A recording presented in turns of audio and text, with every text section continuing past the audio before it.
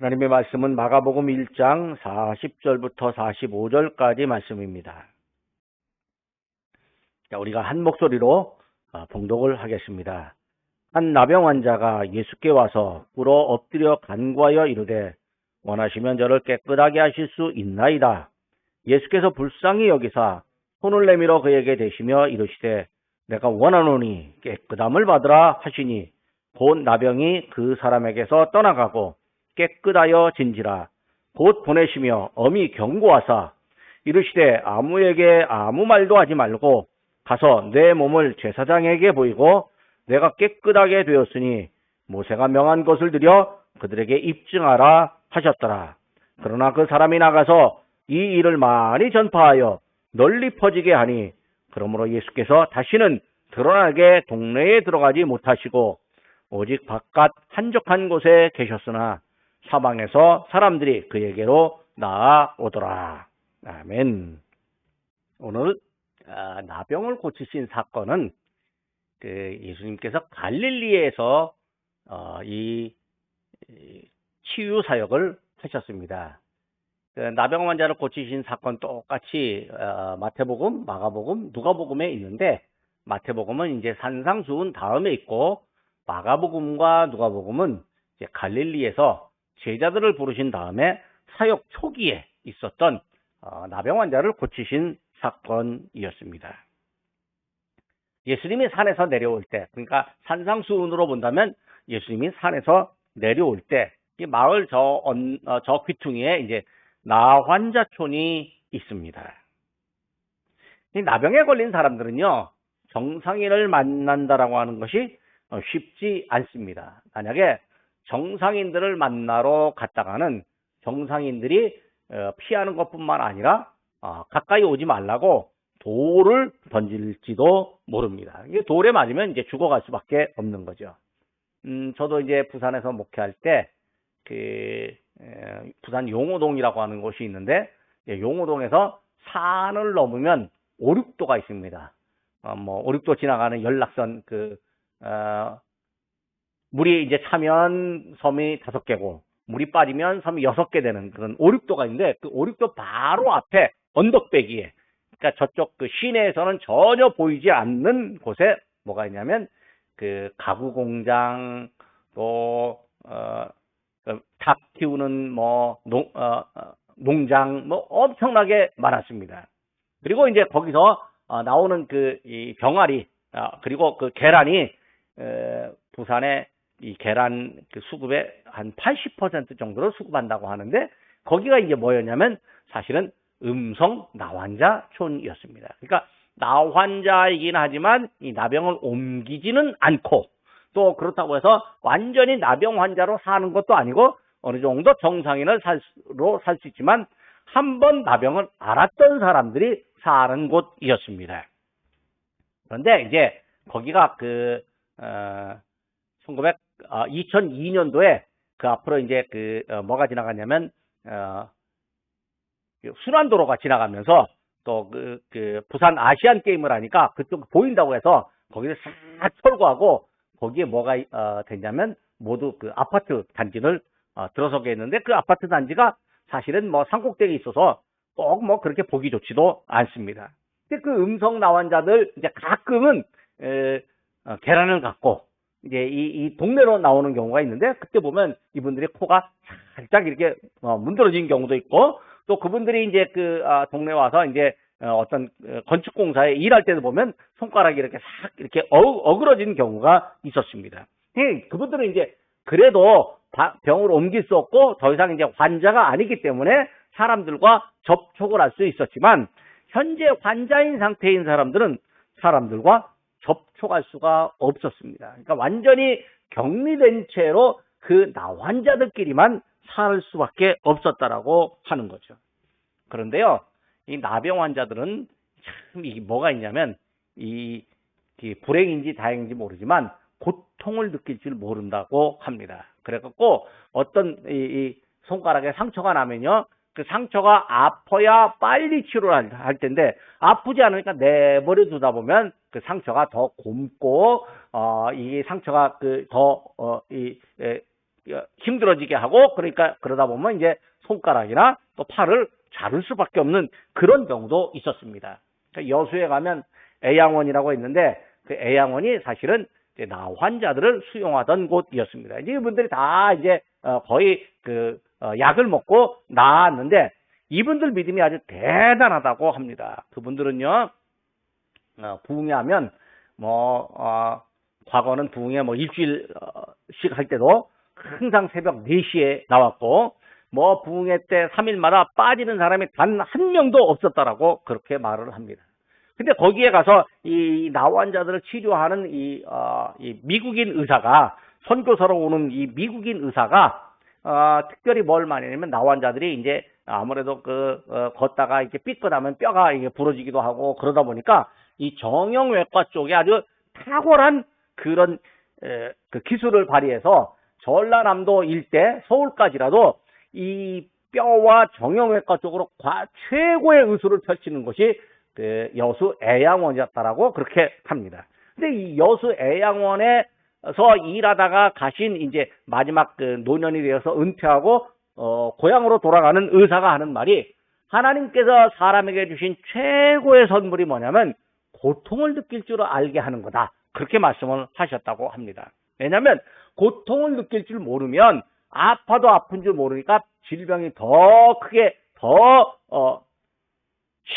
심하게 된다라고 하는 거죠. 그러나 아프기 때문에 질병을 빨리 낫게 할 수 있다라고 하는 거죠. 그러니까 이 나환자들을 치료하다가 보니까 하나님께서 고통을 느낄 줄 알게 하는 것이 하나님께서 우리에게 주신 큰 선물이라고 그렇게 말씀을 했습니다. 근데 나환자들은요, 고통을 느낄 줄 모릅니다.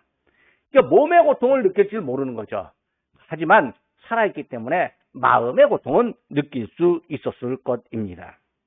그러니까 몸의 고통을 느낄 줄 모르니까 사실 배고파도 배고픈 줄 잘 모르고 추워도 추운지를 잘 모릅니다. 그냥 그저 하루하루 연명할 따름입니다. 근데 중요한 거는 자기에게 기쁨도 없고 소망도 없다는 사실은 이미 알고 있습니다. 왜냐하면 나환자로서 그냥 이 나환자들끼리 모여서 소외돼서 살고 있으니까 어떻게든지 죽지는 못하겠고 그냥 목숨을 부지하고 있는데, 그래도 그들에게 소망이 있다면 빨리 죽는 겁니다. 이렇게 힘들고 어렵게 사는데 빨리 죽는 것이 그들의 소원이었을지 모릅니다. 하지만 그렇다고 스스로 자기 목숨을 끊을 수는 없었으니까 그냥 연명하고 사는 거죠. 그러니까 이 사람들이 게헨나라고 하는 곳에 사는데 흰놈의 골짜기라고 하는데요. 이 과거에는 뭐냐면 이교도들이 자기 자식들을 신에게 제물로 바칠 때 그 신에게 제물로 바치는 의식을 펼치는 곳이 이제 흰놈의 골짜기 게헨나라고 하는 곳에서 했습니다. 근데 나중에는 예루살렘에서 나오는 모든 쓰레기를 거기다가 다 놓고 매일같이 이제 쓰레기에 불을 붙이니까 이 연기가 끊이지 않는 곳이었습니다. 그러니까 냄새가 나고 더럽고, 그래서 성경에서는 게헨나 그러면 이제 지옥이라고 말할 정도였습니다. 그러니까 냄새가 나고 더럽고 계속 연기가 나고, 그래서 사람들이 거기 잘 가지도 않습니다. 거기 가는 사람 뭐냐면 진짜 먹을 것이 없어서 거기 가서 조금이라도 먹을 것을 찾으려고 하는 그런 경우였습니다. 제가 필리핀의 어떤 학교에 가서 한국어 교육봉사를 한 적이 있었습니다. 그리고 이제 그 학교엔 교육봉사 가기 전에는 그 학교에 가서 이제 그 학생들 졸업식에 제가 연사로 가서 이제 졸업식 메시지를 전한 곳이 있었는데, 그 학교에서 조금 나와가지고 이제 숙소로 가는 길에 보면 거대한 쓰레기산이 있습니다. 그러니까 그 도시의 모든 쓰레기를 모아놓은 거대한 쓰레기산이 있는데, 그 거대한 쓰레기산에는 차도 별로 잘 가지 않습니다. 그런데 그 쓰레기산을 지나가면 빨리 가니까 차들이 이제 빨리 가려고 하는 차들은 그리로 지나갑니다. 근데 그 쓰레기산에 아침부터 저녁까지 아이들이 뭘 뒤지고 있습니다. 왜 뒤질까요? 너무너무 가난해갖고 먹을 것이 없으니까 그 더러운 곳, 냄새나는 곳에 가서 뭐라도 쓸만한 것이 있으면 찾으려고, 쓰레기 중에 뭐라도 쓸만한 것이 있으면 찾고 팔아서 그나마 가족들을 연명하기 위해서 이제 그 쓰레기산을 뒤지는 경우가 있습니다. 아이고, 제가요, 아프리카에 갔더니요, 아프리카의 사람들이 얼마나 가난한지, 이 사람들이 뭔가 얻으려고 건축공사 이 철거공사장에 가고 빈둥빈둥하다가 요만한 철근 하나가 뚝 떨어져 나오면 그거 얼른 집어갖고 도망갑니다. 왜? 그거 팔으려고. 그 거기서 나오는 헌옷 같은 거 가지고 갑니다. 그 헌옷 깨끗하게 팔아갖고 또 길거리에 널어놓고 그 헌옷을 팔으려고 한다는 거죠. 대한민국 같으면 상상할 수 없는 그런 이 힘든 일들이 온 세계에 있습니다. 네요, 우리도 연세 드신 어른들은 과거에 한 50년 전에 우리가 이렇게 힘들고 어렵게 살았다라고 하는 거 다 알고 있습니다. 지금 젊은 사람들은요, 아이고, 그거 옛날 얘기 하지도 말라고 하지만, 그러나 이 친구들이 해외에 한번 갔다가 오면 정말 힘든 걸 알고 아마도 정신 차리게 될는지 모릅니다. 자, 그런데요, 예수님이 제자들과 함께 이제 지나가는데 점점 나환자가 있는 그곳으로 이제 가까이 가고 있습니다. 예수님 일행이 지나가는데, 나환자들이 뭘 알고 있었냐면, 예수님이 어떤 병자든지 고쳤다라고 하는 것을 알고 있었습니다. 그래서, 우리도 고칠 수 있을 거라고 하는 그런 믿음이 생겨나게 되는 거죠. 근데 사실, 나환자들은 이 격리된 곳에 있었으니까 나갈 수가 없었습니다. 왜냐하면 병을 옮길 수 있기 때문에 어쨌든 나가서 돌아다니다간 돌을 맞을는지도 모릅니다. 원래 이제 나환자들은요, 흰놈의 골짜기가 있었고요. 나환자들은 레위기에 보면 제사장들이 피부병 걸린 사람들을 이제 진찰하고 진단하고 나환자인지 아닌지를 이제 판정을 하게 되는데, 나환자라고 판정이 되면 이 사람은 옷을 찢고 머리를 풀고 스스로 말하기를 부정하다. 그러니까 나는 부정합니다. 라고 그렇게 말을 하는 순간 이 사람들은 이제 사회적으로는 죽은 사람이나 마찬가지입니다. 그런데 예수님께서 그 근처를 지나가는 거죠. 사람들이 예수님을 보는 순간 시각이 정지된 것 같았습니다. 시간이 멈춘 것 같았습니다. 너무 가슴이 뜨니까 아무것도 생각나지 않습니다. 오늘 내 인생의 마지막이라 할지라도 예수님을 만나보자, 그런 생각을 갖습니다. 여러분, 우리가요, 내 인생의 마지막이면 어떻게 되냐? 예수님 만나야 됩니다. 그러니까 우리가 임종을 앞둔 사람들에게 가서 귓속에다 대고 그동안 수고했다고, 당신을 이 시간이라도 예수님이 받아주길 원한다고, 그동안 얼마나 힘들게 살고 어렵고 예수님 배반하고 살았어도 지금 회개하라고, 지금 회개하고 천국 가야 된다고 그렇게 말하고 이제 예수님 받아들이기를 예수님 받아들이기를 권면합니다. 저도 그런 경우가 있었습니다. 시골서 목회하는데요, 어느 날 갑자기 교회도 잘 안 나오는 어르신 댁에 아들이 외지에 나갔다가 고향으로 돌아왔대요. 그런데 다 죽어간다는 거예요. 그러면서 이제 신방을 와달라고. 교회도 잘 안 나오고 애들만 어쩌다 교회에 나오는데 그 어르신 댁에서 이제 신방을 와달라는 거예요. 그래서 말까 고민하고 있는데 교인들이 가지 마세요.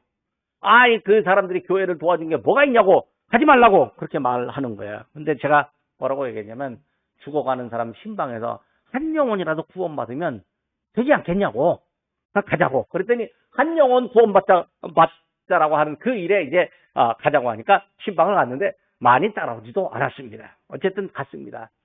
보니까 이 사람이요, 중풍이 걸렸는데 성질이 급해갖고 갑자기 중풍이 도져서 거의 이제 이 죽음을 받아놓고 고향으로 돌아온 거예요. 그러니까 내일 모레 죽는다고 이제 거의 받아놓고 고향으로 돌아왔습니다. 요즘 같으면 다 병원으로 입원했는데 과거에는 죽기 전에 고향으로 돌아와서 이제 안방에 누워 있는 거죠. 딱 눈을 보니까요, 검은 자가 하나도 없습니다. 흰 자밖에 안 남았습니다. 근데 그런 사람들도 뭐는 남아있냐면 듣는 귀, 청각은 남아있다고 합니다. 그래서 제가 귀에다 대고, 형제님이 젊었을 때 예수님 잘 믿었다는 얘기를 내가 들었습니다. 근데 어쩌다가 예수님 떠나서 형제님이 허랑방탕하다가 이제 고향으로 돌아왔는데 형제님의 인생이 얼마 남지 않았는지 난 모릅니다. 하지만 지금이라도 예수 믿어야 되지 않겠습니까? 지금이라도 예수님을 향해서 나를 받아주옵소서라고 기도하고 간구해야 되지 않겠습니까? 근데 귀는 들을 수 있어도 이 말은 못하니까 아무 말도 못하는 거죠. 숨만 빽빽 쉬는데 형제님 그러면 나를 따라서 기도하십시오. 그렇게 하고 이제 내가 한마디 기도하고 조금 있다가 또 기도하고 그러면 그 조금 있는 그 여백의 시간에 그 사람도 이제 속으로 알아서 기도하라고 한 시간을 주는 거죠. 예수님 제가 여기 있습니다. 나를 받아 주십시오. 예수님 나를 천국으로 인도해 주십시오. 내가 예수님께 오늘 돌아옵니다. 예수님 나를 수용해 주십시오. 그렇게 하면서 마지막에 이제 나는 예수님의 이름으로 천국 갈 줄로 믿습니다. 끝나고 아멘 하고 봤는데 그 사람 눈빛이 잠깐 돌아가는 걸 제가 봤습니다. 이 사람 눈빛이 잠깐 도는 걸 보고 내 기도를 듣고 이 사람이 반응을 했구나라고 하는 걸 깨달았습니다. 그리고 그 다음날 이제 저 세상으로 갔습니다. 그냥 천국으로 갔습니다. 물론 그 장례를 치르는데 저도 8월 한여름 장례를 치르는데 쉽지 않았습니다만 어쨌든 이렇게 이 죽어가는 사람들에게는 마지막으로 예수님을 믿게 하는 그것이 있어야 되는 거죠. 이 사람이 죽을 땐 죽더라도 예수님은 한번 만나보겠다 하면서 문둥병자가 나 환자가 예수님께 옵니다. 예수님께 이렇게 말을 합니다. 주여 원하시면 나를 깨끗하게 할 수 있습니다.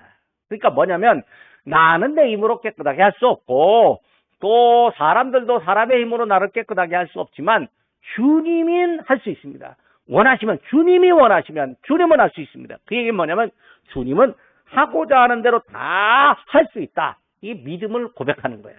믿음을 보이는 거예요. 주님은 할 수 있습니다.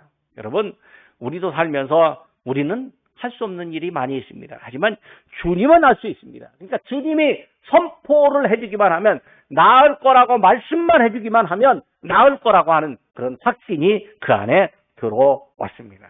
예수님은 사실 선포하기만 해도 되는데 예수님이 만져주시기까지 했습니다. 이 만져주시는 그 손길에 사랑이 들어 있습니다. 그리고 예수님이 하시는 말씀이 손을 내밀어 그에게 대서 이르시되 깨끗함을 받으라. 깨끗함을 받으라. 그러니까 깨끗함을 받으라가 뭐냐 깨끗해져라가 아니라 하나님이 깨끗하게 해주시는 것이 너의 몸에 임한다. 그러니까 네가 하나님으로부터 깨끗함이라고 하는 선물을 받아라. 그렇게 말해 주는 것이에요. 예수님이 너의 병이 나았냐? 이렇게 말씀해 주시지도 않고 깨끗함을 받으라. 근데 즉시 나병이 깨끗해졌다라고 말하는 거죠. 그러니까 예수님이 손을 대시고 어루만져 주시는 그것이 뭐냐면 예수님의 사랑의 표시였습니다. 그리고 예수님이 하시는 말씀이 야, 너 이제 나았냐? 너 어떠냐? 라고 예수님이 확인해야 되는데 확인도 안 하시고 예수님이 하시는 말씀이 아무에게도 이르지 말고 아무에게도 말하지도 말고 이쪽 저쪽 가지 말고 제사장에게 가서 너의 몸이 깨끗하게 되어졌는지 보여줘라. 이게 뭐냐면 제사장이 나병 환자를 판정하고 또 나병이 발병된 거 판정한 것뿐만 아니라 이제 완치된 것도 판정하라고 그렇게 레위기와 민수기에 이렇게 율법으로 명령을 했는데 율법대로 제사장에게 가서 이제 너의 병이 깨끗하게 되었는지를 증명하라. 이렇게 이야기를 하신 거죠. 그런데요, 마가복음에 보면 이 뒤에 뭐냐면 이 나환자가요, 바로 제사장에게 가지도 않고 그냥 동네에 들어가고 여러분 나병이 나았습니다. 누가 고쳐주신 줄 압니까? 예수라고 하는 분이 고쳐줬습니다. 라고 그렇게 떠들고 다니는 거예요. 예수님이 떠들지 말라고 했는데 떠들고 다니는 거예요. 얼마나 기쁜지 예수님 말씀이 생각나지 않는 거예요. 근데 예수님이 그때부터 동네에 들어가지 않고 바깥 한적한 곳에서 이제 복음을 전하는데 예수님 소문을 듣고 사람들이 엄청나게 이제 몰려 나오게 되는 거죠. 근데 예수님이 왜 당신의 이름을 떠들지 말고 제사장에게 바로 가라고 나병 환자에게 말했을까요? 그건 사실 예수님을 주목해서 보는 예루살렘 공회원들이 많이 있었거든요. 그러니까 이 예수님을 주목해서 보는 당대의 어떤 그 바리새인들과 공회원들과 또 어떤 그 지식인들 이런 사람들에게 예수님을 공격할 빌미를 제공하지 않으려고 했다라고 하는 거죠. 그래서 뭐냐면 모세의 율법대로 하라고 하는 것은 예수님이 모세의 율법을 결코 부정하지 않는다라고 하는 사실도 알려주게 된 거죠. 하지만 이게 발 없는 말이 천리를 간다고 예수님 소문은 엄청나게 퍼지게 됩니다. 그리고요, 이 병을 낫게 하고 보니까 사람들이 야, 저분이 메시아고 저분이 우리나라를 다시 일으켜 줄 뿐이다, 이렇게 생각을 하게 되는 것이죠. 그리고 예수님은 이제 로마 군인 헤롯 이런 사람들에게 오해를 받을 수도 있게 되었습니다. 하지만 우리 예수님은 어떤 분이냐? 나병을 고쳐주신 분. 지금 뭐냐면 그 능력을 행하시는 분뿐만 아니라 사랑으로 행하시는 분이었습니다. 바리새인들은 표적을 구했는데 그 표적에 나병 환자를 고치는 것도 표적이었습니다. 그런데 이게 아니었네요. 미안합니다. 이게 제가 지난주 거를 그대로 놨네요. 이제 바꿔줘야 되는데. 자, 나병 환자를 고쳐서 예수님이 새롭게 해주시고, 그리고요, 예수님이 그 사람들에게, 이 나병 환자에게 사랑으로 대해 주셨다라고 하는 사실을 우리가 알게 됩니다. 예수님, 우리가 이 나병 환자만큼의 질병이 있는 건 아니지만, 그러나 예수님은 우리를 치료하시고 사랑으로 대해 주십니다. 그래서 우리 예수님이 우리와 함께 하시니까 우리가 만병의 의원이요 치료자 되시는 예수님을 믿고 사실은 우리의 질병 중에서도 치료를 원하며 기도할 수 있습니다. 그리고 우리 주변에 누구에게 치료를 부탁하며 또 기도할 수 있고, 또 우리 주변에 누구에게 우리 예수님을 믿고 치료함을 받으라고 그렇게 전할 수 있게 됩니다. 나병 환자를 고치신 예수님이 사랑으로 고쳐주신 것을 압니다. 그리고 당신의 이름을 드러내지 않았던 것을 우리가 기억합니다. 그 예수님의 사랑과 또 예수님의 겸손함을 안다면 우리도 예수님의 사랑과 겸손함 가운데 살아갈 수 있습니다. 기도하겠습니다. 할렐루야. 하나님 아버지, 은혜를 감사를 드립니다. 하나님께서 함께 하시고 하나님께서 도우시며 은혜 허락해 주시니 감사합니다. 믿음의 은혜 가운데, 사랑의 은혜 가운데 살아가며 하나님의 축복 가운데 살아가는 아름다운 믿음의 백성들 되도록 인도하여 주시옵소서. 예수님이 나병 환자를 고치시고 또 깨끗함을 허락해 주신 것을 압니다. 그리고 당신의 이름을 삼가 아무에게도 말하지 말고 먼저 몸을 제사장에게 보이라고 말씀하시며 율법을 존중하시고 당신의 겸손을 보이신 것을 저희가 압니다. 하나님 아버지, 우리 예수님을 닮아서 저희도 겸손하게 하시고 또 사랑의 예수님을 닮아서 사랑의 손길을 펼칠 수 있는 저희가 되도록 인도해 주시옵소서. 저희를 만나는 사람들 사랑의 손길을 함께 경험하고 또 겸손함을 함께 경험하고 그 사람들에게도 치료의 역사가 나타나는 아름다운 은혜가 있도록 인도하여 주시옵소서. 저희가 기도할 때 우리의 하나님께서 긍휼히 여기사 치료의 광선을 바라시고 또 치료의 결과를 저희에게 허락하시는 아름다운 은혜 있게 도와 주시옵소서. 예수님 귀하신 이름으로 기도드립니다. 아멘.